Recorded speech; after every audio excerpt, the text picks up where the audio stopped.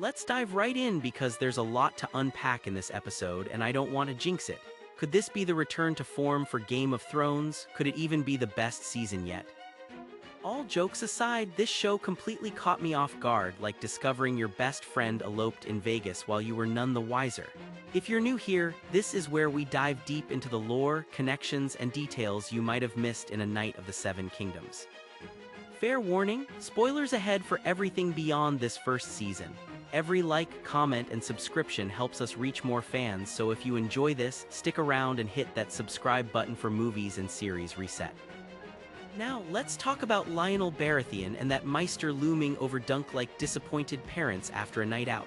You might think this is Maester Yormwell, the one Prince Baelor Targaryen wanted to examine Dunk after dealing with Prince Mikar. But since Baelor didn't survive, that order never came through. So this Maester, he's from House Baratheon. And that moody jazz music kicking off the episode, that's entirely new for Game of Thrones, proving this series isn't afraid to carve its own path. The song playing during the end credits is Tennessee Ernie Ford's 1955 recording of 16 Tons, a haunting tune about a coal miner crushed by systemic poverty and the struggle for dignity in a world where the little man is treated like property. It perfectly encapsulates Dunk's world where freedom is an illusion and the common folk are trapped in an endless cycle of hardship. This scene between Lionel and Dunk, not in the books. Neither is Lionel's claim that the tournament was wonderful. For Dunk, it was anything but. But for Lionel, history will remember him as a valiant warrior who stood for honor in one of the most legendary tournaments in the Seven Kingdoms, or should I say 9. We'll get to that. Life at Storm's End, the heart of House Baratheon, is dull for Lionel. What he really wants is a friend like Dunk, someone to hunt, hawk, and make merry with. He even invites Dunk back to Storm's End and asks if he's ever visited Tarth, the island just east of Shipbreaker Bay. You might remember Brienne of Tarth from Game of Thrones, George R.R. Martin confirmed she's a direct descendant of Duncan the Tall. While the exact lineage isn't spelled out, one popular theory suggests Dunk had an affair with one of Egg's sisters. So far, we know Dunk had 3 brothers, Daeron, Aerion, and Aemon, but he also had 2 older sisters, Daela and Rhea. The theory goes that one of these princesses was married off to House Tarth to hide a bastard child, explaining Brienne's towering height and why Dunk's shield ends up in the Tarth armory in a feast for crows. Lionel's Maester says Dunk's wound has mortified, meaning it's gone gangrenous. The Maesters suggest boiling hot wine to cleanse it, but Lionel isn't having it. He even drops the line, "The others take me," referencing the White Walkers who, at this point, are just boogeymen to the Knights of the Seven Kingdoms. I love how this scene is set against a hedge and a massive elm tree, a fitting backdrop for a hedge knight whose sigil is emblazoned with one. And let's not overlook Lionel's stag crutch, a nod to his house. Lionel offers Dunk a place at Storm's End, promising to love him like a brother, but Dunk's response is what really matters. "All I do is bring pain and suffering to those around me." We'll see this guilt play out throughout the episode, especially when it comes to Prince Baelor's death. Dunk feels responsible even if he didn't land the killing blow. It's why he initially turns down Mikar's offer to take Egg as his squire. "I think I'm done with princes," he says, but we'll get to why he changes his mind. Lionel, meanwhile, has little respect for Baelor's sacrifice. Any good dragon is a dead dragon. To him, Baelor's involvement was cowardly. His 3 Kingsguard wouldn't dare attack him, let alone Steffon and his nephews. The only real threat was his brother Mikar. So the risk was minimal compared to knights like Humphrey Harding, Beastberry, and Apple, both of whom lost their lives in the battle. It reminds me of what Sir Robin Wrisley said to Baelor. The gods won't favor a warrior whose opponents refuse to fight him. Lionel's take? The gods don't favor frauds, so why do they favor Dunk? If you believe Dunk was never truly knighted by Sir Arlen, then he is a fraud. The books leave it ambiguous, but the show leans heavily into the idea that Dunk was never knighted. There's even a scene just hours before Sir Arlen's death where Dunk questions why he's never been knighted. Sure, it's possible Sir Arlen knighted him after this moment, but Dunk's hesitation to knight Raymond Fossaway in Episode 4, and that weird cut to Sir Arlen looking at him like, "What do you want me to do?" paints a pretty clear picture. George R.R. Martin has said Dunk is a special case, a knight who may not be a knight. The question of his knighthood is something Martin will continue to explore, but as we've seen, Dunk behaves more like a true knight than many who actually are. It's not about the sword, the armor, or the title, it's about actions. And Dunk's actions speak louder than words. Lionel also warns of war on the horizon. Remember, Westeros has enjoyed 13 years of relative peace since the first Blackfyre rebellion, which we glimpsed in younger Dunk. The war Lionel's hinting at is likely the second Blackfyre rebellion, which happens 3 years after the Ashford tournament and serves as the backdrop for the third Dunk and Egg novella, The Mystery Knight. While Lionel doesn't appear in the second novella, the writers seem to be setting him up for future appearances. And yes, he does meet Dunk again later, but we'll get to that. Prince Baelor is burned in the traditional Targaryen way by fire, but there are no dragons to light the pyre, unlike what we saw with King Viserys' wife and child in House of the Dragon. What's more interesting is who isn't there. There's some debate about the older man and woman in attendance. At this point, we don't have confirmation if the older man is King Daeron II and his wife, Queen Moriah Martell.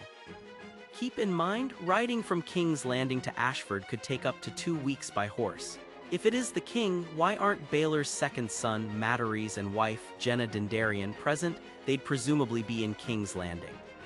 Some might argue Moriah Martell was known for her black Dornish hair, but at her age, it's natural for it to turn gray. There's also a brief shot of this older man walking in the background during the episode's tag. Surely, the king wouldn't be walking, he'd have a royal carriage. The books only mention that King Daeron had a peaceable nature and that Baelor was the finest knight of his age, with some arguing he should have been buried in armor with a sword in hand.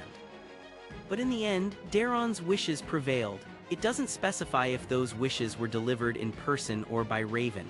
From left to right, we have the Ashford Septa who pleaded for the gods' justice before the trial. Manfred Dondarrion, whose relative Jenna was married to Baelor, and 2 white-haired girls in the background. Pure speculation here, but they might be Mikar's daughters, Daela and Rhee. The silver-white hair seems like a deliberate choice. If they were just random nobles, why give them such distinct features? Next is Baelor's eldest son, Valar, now first in line for the Iron Throne and likely his wife, Keira of Tyrosh. While her exact hair color isn't described in the books, the Tyroshi are known for dyeing their hair vibrant colors like pink, blue, green, or scarlet. When Prince Aerion dies from the Great Spring Sickness that sweeps Westeros in the coming months, Keira ends up marrying his cousin, Daeron the Drunk. Lucky her. Of course, we also have Egg looking sharp in his Blackfyrisk beret and his father, Prince Mikar. Rounding out the attendees are 2 Kingsguard members, Sir Donal of Duskendale and Sir Roland Crakehall. Where's the third?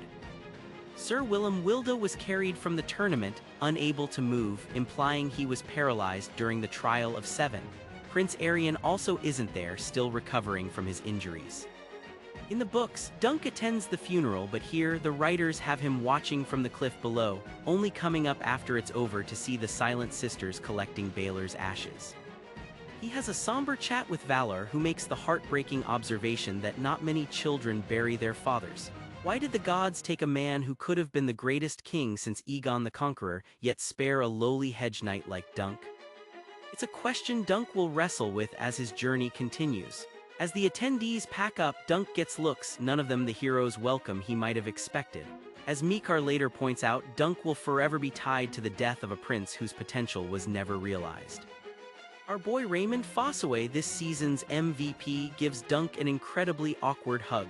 We then find out his cousin Steffon, the man who betrayed Dunk at the last moment to join Prince Aerion's side, has packed up and left, leaving Raymond with almost nothing. Losing to your younger cousin in the first trial of 7 in over a century, that's got to sting. We finally get a shot of Raymond's green apple shield. Before the trial, he had it repainted from red, saying he'd rather be an unripe green apple than a wormy red one. And as if that weren't enough, he thinks he might have broken one of Steffon's ribs. And wouldn't you know it, Raymond snagged the prettiest lady of the night who was previously canoodling with Lord Manfred Dondarrion.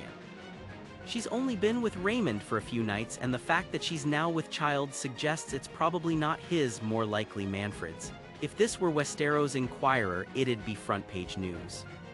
She and Raymond go on to create a splinter branch of House Fossaway, the Green Apple Fossaways, while the Red Apple Fossaways remain at Cider Hall. The Green Apples set up shop in New Barrel, which makes sense now that Raymond mentions he'll probably build a barreling business. Rowan Fossaway isn't in the books, but fans have loved her addition, and it's great to see Raymond happy. Dunk is summoned for a meeting with Prince Mikar. It's eerie how Mikar sits in the same chair with the same book in front of him, just like his brother did days earlier. Mikar reveals Arion will be sent to the Free Cities, hoping it might change him for the better. The books say he's sent to Lies, returning a decade later during the Third Blackfyre Rebellion in 219 AC. And yes, there are 5 Blackfyre rebellions if you count the War of the Ninepenny Kings, but that's a story for another time. Mikar will have to live with whispers that he killed his brother on purpose. I genuinely don't think he intended to. He never wanted Arion to demand a trial of 7, never wanted him to join the battle. And even if this was some grand play for the throne, there are 6 people ahead of him in the line of succession. Dunk laments that he had to fight to save his hand and foot, but his sorrow runs so deep he wonders if he could have spared one. Will there ever be a day when the realm needs his foot more than a prince's life? We'll never know. But there's no question Dunk's impact on Westeros will be monumental as the show continues to explore his story. As Joffrey once said in Game of Thrones, Sir Duncan the Tall, 4 pages for Sir Duncan. He must have been quite a man. So they say. Mikar makes Dunk an unexpected offer. Despite Dunk's role in Baelor's death, Mikar offers him one of the greatest positions a lowly knight could ask for, short of joining the Kingsguard.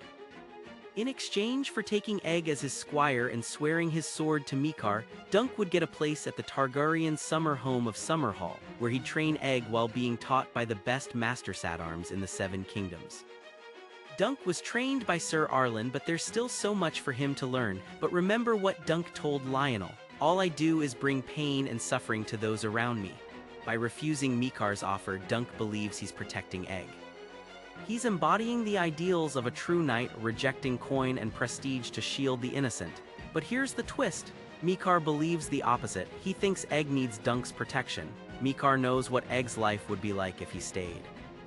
One brother has made his life a living hell, another is a drunk, and the third is halfway across the world studying to become a Maester. Mikar has already failed his first 3 sons. His final line to Dunk, referring to Egg as his last son, is heartbreaking. Not only is Egg his youngest, but he's his last chance to raise a son who won't become a failure. Dunk has to break Egg's heart by telling him he can't take him on as a squire. It's also telling that Egg lies to Dunk about spying on his conversation with Mikar. Lying has been a recurring theme for Egg this season. It started with a lie and it ends with one. Just as Egg hid his true motives for wanting Dunk as his squire, Dunk hides the real reason he can't take Egg on. Then there's the final lie. In the episode's tag, we see Mikar furious that Egg has run away, even though Egg told Dunk his father allowed him to go. The books never clarify Mikar's actual decision, only that he turned and walked away without a word after his talk with Dunk. It'll be fascinating to see how the show handles this going into Season 2. Dunk's flashback with Sir Arlen reveals the origin of the penny tree. When the men of House Penrose went to war, they'd pin a penny to the town's tree, reclaiming it only if they returned. Many never did, leaving the tree covered in pennies. It's a touching homage to his former master when Dunk leaves a penny on the tree he slept under at Ashford Meadow. It also hints that he might return one day. And let's not forget the fake-out of Sir Arlen's death, which keeps the ambiguity of Dunk's knighthood intact. We can assume Sir Arlen dies shortly after this scene though. Now that coffin, wild, who even thought to keep it inside? In the background, you can hear revelers paying tribute to Sir Humphrey Harding and Sir Humphrey Beesbury, both of whom died in the tournament. You can even spot Sir Donal of Duskendale, believed to be Beesbury's killer. Raymond isn't the sharpest tool in the shed when he thinks literal magic is keeping the bees hovering around the coffin. There's a quick 3-second shot of 2 kids playing, with one saying, "Do you yield, dragon whore?" These look like noble kids, one from House Harding, the other from Beesbury, reenacting Dunk's victory over Prince Arion. It just goes to show how quickly stories spread across the kingdom, to the point where kids are acting them out. Dunk can't believe Prince Daeron has the nerve to show his face. It was partly Daeron's fault that Baelor and the others are dead. He's the one who spread the lie that Dunk kidnapped Egg in the first place. But Daeron's here on a mission. He wants Dunk to reconsider taking Egg as his squire. Like Mikar, Daeron believes Egg staying with him won't end well. "No doubt we'll make a man of him too," he says. Then he questions whether madness is inherited or the result of upbringing. He mentions Arian was once a good child, implying that environment shapes who we become. I think this is what ultimately pushes Dunk to agree to take Egg on his own terms. Dunk knows his own life was shaped by Sir Arlen. Maybe he can do the same for a young prince. This turns out to be true. Egg goes on to become King Egon V, known as a kind and approachable man beloved by the small folk. By traveling the realm and living among the common people, Egg gains a unique perspective on their struggles, something that will define his rule over the 7 kingdoms. Or should I say 9? At the end of the episode, Egg corrects Dunk. There are actually 9 kingdoms. Both 7 and 9 are technically correct, but for different reasons. 7 comes from the formal name of the realm established by Egon the Conqueror, but a lot has changed in 200 years. 9 kingdoms reflect the current geographical and political divisions. The North, the Vale, the Iron Islands, the Riverlands, the Westerlands, the Reach, the Stormlands, Dorne, and the Crownlands. By correcting Dunk, Egg isn't just showing off, he's highlighting how the Targaryens actually govern the continent at this time. One of the most audacious scenes not in the books is Egg's attempt to kill Arian. Moments earlier, Egg looks in the mirror, seeing the stubble of his white hair coming in, a reminder of everything he hates. Part of why he shaved his head was to distance himself from Arian. Knowing his dream of squiring for Dunk is over and that he'll have to return to his abusive brother, who he likely doesn't know will be sent to the Free Cities, this seems like his only way out. Remember, Egg has spent the season calling for Arian's death. Kill him, I wish Duncan had killed him. I guess he forgot his uncle's words. The Septons say we must love our brothers. A bit ironic, coming from a man who'll be killed by his own brother. Luckily, Mikar is there. Without saying a word, he places his hands on Egg's shoulders and we hear the knife drop. Mikar doesn't scold his son, he understands him. Egg's decision here isn't just a failure on Egg's part. It's a failure on Mikar as a father. Dunk requests an audience with Mikar, but first, we get one last cameo from Gwyneth Ashford, the young lady whose name day tournament this all was for. She tells Dunk she doesn't blame him for ruining her day and that he did the right thing. Quite the change from when she called him big and stupid earlier. In his final meeting with Mikar, Dunk honors Baelor's memory by agreeing to take Egg as his squire. Maybe this is his way of giving Baelor what he wanted. A good man who would one day become king. Dunk will take Egg on one condition: he learns what it's like to live as a hedge knight. Egg will learn on the road, sleeping in inns and stables, working for landed knights and lesser lords. At first, Mikar resists. Stables and salted beef are no life for a prince. But as Dunk points out, the life of a prince didn't exactly work out for Daeron and Arian. Though it's not said outright, it's clear Mikar isn't willing to lose his last son. So Dunk sets off on his own until Raymond shows up with a gift. His old horse, Sweetfoot, whom he sold for new armor. Dunk had promised to buy Sweetfoot back if he won the tournament, but he didn't win the tournament.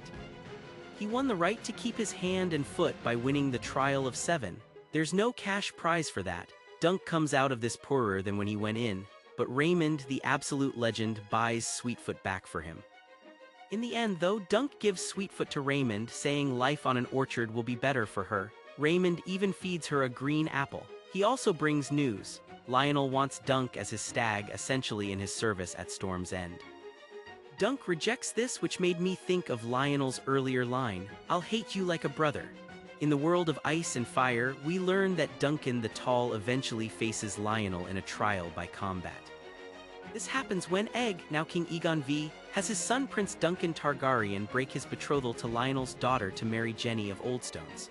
Dunk wins the duel and Lionel yields, leading to a resolution where Egg agrees to marry his daughter Rhaelle to Lionel's heir, Ormond Baratheon, the grandfather of Robert Baratheon. So even here, we see how Dunk and Egg's story weaves the history of Westeros, leading all the way to Game of Thrones itself. Egg joins Dunk, claiming his father said he could serve him. That was a lie, Dunk says. And immediately, he gets to work correcting Egg, "Serve you, sir," and issuing orders. If Egg is going to squire for Dunk, he won't be treated like a prince. He's going to live the life of a hedge knight squire. But where to next? Egg suggests the Red Mountains, leading to Dorne, the same direction Tanselle was headed. The Red Mountains were mentioned in Episode 1 as the place where Sir Arlen served Manfred Dondarrion's father in his hunt for the Vulture King. As we close, we get a symbolic shot. Sir Arlen's path veers off, his journey is over. Meanwhile, Dunk and Egg ride into the sunset together. You might even catch Dunk giving one last glance to his former master. Season 2 has already started filming, and with these shorter episodes, HBO plans to release a new season every year. Season 2 will cover the second novella, The Sworn Sword, which throws Dunk and Egg into the middle of a feud between two rival houses. After the new title, A Knight of the Nine Kingdoms, we get a fun tag of the Targaryens heading home. Aerion is still wounded as hell, and you can even see Daeron holding a sack of wine for the road. We end with Mikar furious that Egg is nowhere to be found. This show is full of callbacks to its beginning, and it's so refreshing to see great storytelling return to Westeros. Let us know what you thought of A Knight of the Seven Kingdoms in the comments below. Thanks for watching, and don't forget to like and subscribe to our channel, Movies and Series Reset. Until next time, remember, the night is dark and full of terrors, but the stories, they're just getting started.